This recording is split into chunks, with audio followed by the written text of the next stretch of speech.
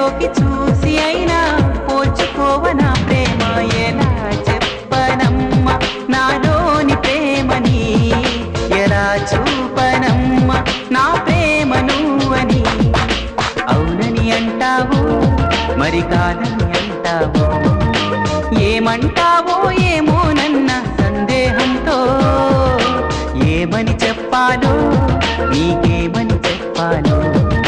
తెలియక సతమతమవుతూ